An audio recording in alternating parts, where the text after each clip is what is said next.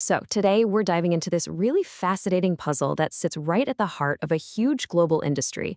You've got this story of incredible scale, cutting edge technology, and in the end, a profit so small it's almost hard to believe. This is the R1.70 problem in the world of Brazilian sugarcane. All right, so to really get a handle on the problem, you first have to understand the sheer size and importance of sugarcane in Brazil. I mean, this isn't just some crop, it's a total cornerstone of their national economy. And that is not an exaggeration. I mean, Brazil is the undisputed champ globally. Just look at the state of São Paulo. You can basically think of it as the sugarcane capital of the world. It's responsible for over half of the entire country's output. They're the ones setting the bar for the rest of the world.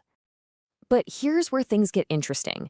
Even though Brazil is this massive global powerhouse, when you look at what's happening on the ground, their productivity has, well, it's stalled out.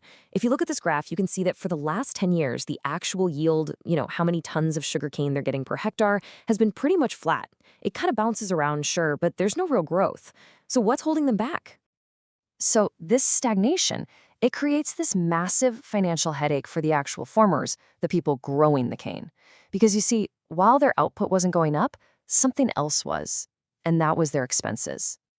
And skyrocketed is really the only word for it.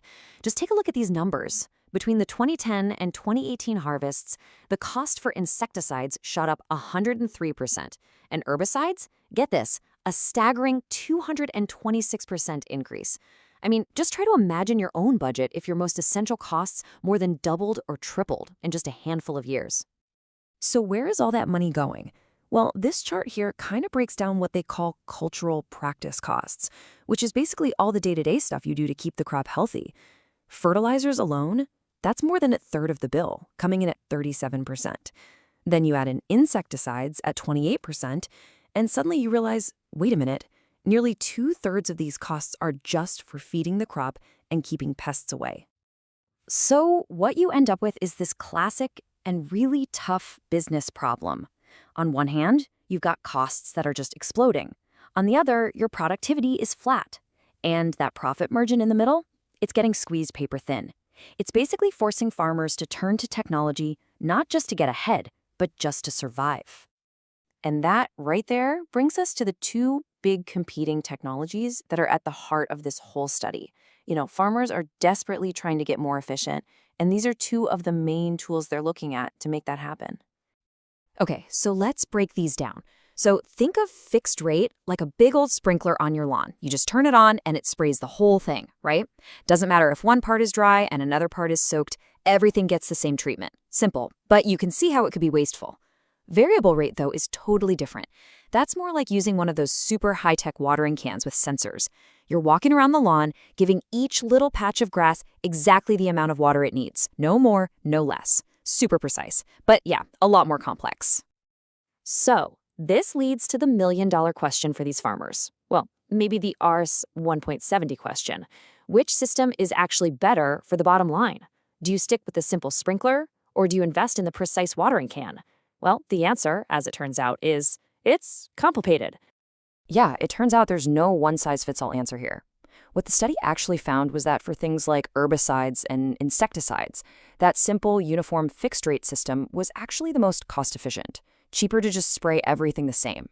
But, and this is a huge but, for fertilizers, which remember is their single biggest cost, that high-tech, variable-rate system was the clear winner.